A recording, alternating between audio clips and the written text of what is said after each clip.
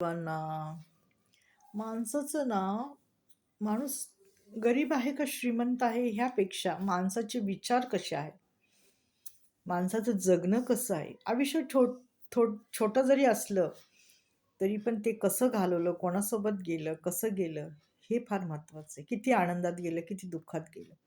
माणूस काय करतं, नुसता पैसा पैसा, माझा पैसा, माझं हे, माझं ते, माझं ते, हे करत बसतं आणि सर्व विसरून जातं.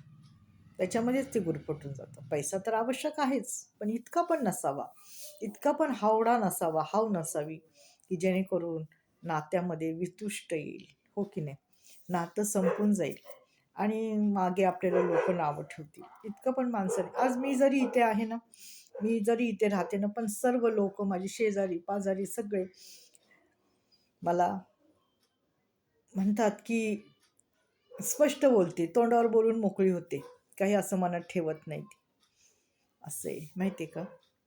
आणि माणसाने असंच असावं, माहिती का?